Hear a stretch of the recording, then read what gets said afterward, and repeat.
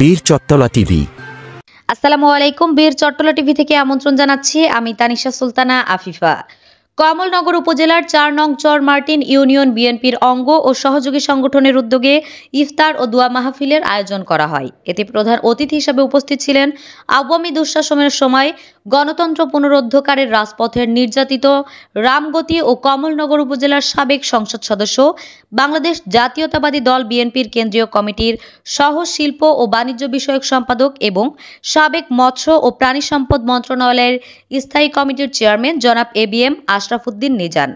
বিশেষ অতিথি হিসেবে উপস্থিত ছিলেন জনাব মোহাম্মদ গোলাম কাদের, আহ্বায়ক কমলনগর উপজেলা বিএনপি, অধ্যাপক নুরুল ইসলাম, সাবেক অতিরিক্ত পরিচালক বাংলাদেশ ব্যাংক জনাব নুরুল হুদা চৌধুরী, সম্মানিত সদস্য সচিব কমলনগর উপজেলা বিএনপি জনাব এম দিদার হোসেন, যুগ্ম আহ্বায়ক কমলনগর উপজেলা বিএনপি জনাব হোসনিয়ারা বাসার, সদস্য লক্ষ্মীপুর জেলা বিএনপি জনাব মোহাম্মদ সাজ্জাদ হোসেন সাজু, আহ্বায়ক কমলনগর উপজেলা ছাত্রদল জনাব ইউসুফ পাটোয়ারি, আহ্বায়ক কমলনগর উপজেলা যুবদল মোহাম্মদ আমজাদ হোসেন, যুগ্ম আহ্বায়ক কমলনগর উপজেলা যুবদল জনাব ডাক্তার আলী আহমেদ, সভাপতি ৪ নং চর মার্টিন ইউনিয়ন বিএনপি সঞ্চালনায় ছিলেন জনাব সিদ্দিকুল্লাহ মেম্বার, সাধারণ সম্পাদক ৪ নং চর মার্টিন ইউনিয়ন বিএনপি।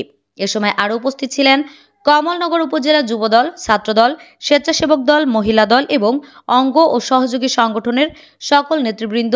প্রধান অতিথির বক্তৃতায় এবিএম আশরাফ উদ্দিন নিজান বলেন, আজকের এই মুহূর্তে আমি দাঁড়িয়ে আছি যখন আমাদের দেশের সর্বোচ্চ নেতৃত্ব একটি কঠিন পরিস্থিতির সম্মুখীনে।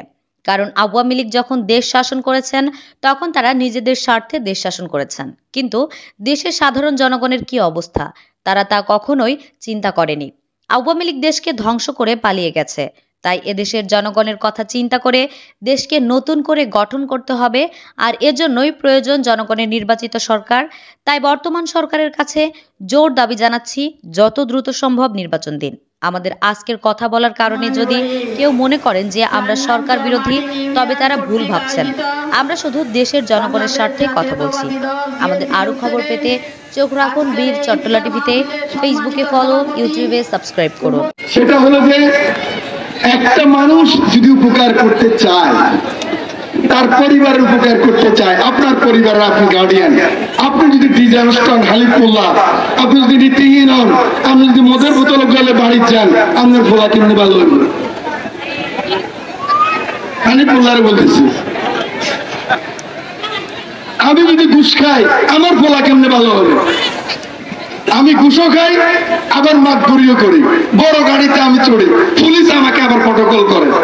ওই সমাজ কোনোদিন এগিয়ে যেতে পারে না, ওই সমাজ কোনোদিন আগাতে পারে না। থুতু মারতে হবে। যে ঘুষ খাবে, যে দুর্নীতি করবে, সে যখন ভোটের জন্য আসবে, আপনারা তো পারেন না ভাই, তখন নগদ কিছু টাকা দেয়, ২০০০, ১০০০, ৩০০০ টাকা, ৫০০ টাকা, ২০০ টাকা, আপনি তাকে চিন্তাবাদ চিন্তা, তার বেশি টাকা তার বেশি পয়সা। তাহলে আপনি সুন্দর দেশ কিভাবে করবেন? মানবিক বাংলাদেশ কিভাবে করবেন? গণতান্ত্রিক বাংলাদেশ কিভাবে করবেন? সেই কারণে আমি আজকে বলতে চাই আপনাদেরকে, প্রিয় বন্ধুরা, আসুন আমরা সকলে মিলে সুন্দর বাংলাদেশ করি। আমরা কাউকে হাত করবো না, অপমান করবো না, লড়াই করব। আজকে আমেরিকাতে ডেমোক্রেটরা রিপাবলিকানরা লড়াই করে না, আজকে লন্ডনে টরি দল, লেবার পার্টি, ওরা লড়াই করে না, কিন্তু ভোটের পর দিন শেষ।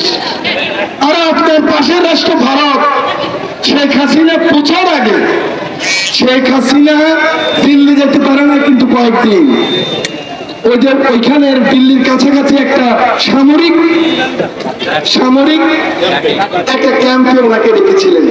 ওখানে হেলিকপ্টার ল্যান্ড করার পূর্বে রাহুল গান্ধী, মোদি, রাজনাথ সিং, ওদের হোম মিনিস্টার, ফাইন্যান্স মিনিস্টার, মুখ্যমন্ত্রী সীতারাম রাও সকলে হাজির, সকলে একমত যে হাসিনাকে এখানে জায়গা দেওয়া হবে। এটাকে বলে ন্যাশনাল ইউনিটি। আমি মোদী সাহেবের বিরুদ্ধে থাকতে পারি, আমি ভারতের বিরুদ্ধে থাকতে পারি, কিন্তু জাতীয় ঐক্যমত, আমাদেরকে একটা জাতীয় ঐক্যমত করতে হবে। যে যারা আমরা আন্দোলন করেছি, যারা আমরা সংগ্রাম করেছি, আমরা ভোট করব। আমাদের দেশ আমরা গড়ব, আমরা জয়লাভ করব, আমরা পরাজিত হব, কেউ কাউকে আমরা আঘাত করব না, কেউ কাউকে অপমান করব না। এই হোক আজকের এই সমাবেশের দৃঢ় অঙ্গীকার। আপনারা সকলে ভালো থাকেন, আপনারা সকলে এসেছেন। আমাকে এই ইউনিয়নের নেতৃবৃন্দ আজকে বীর চট্টলা টিভি।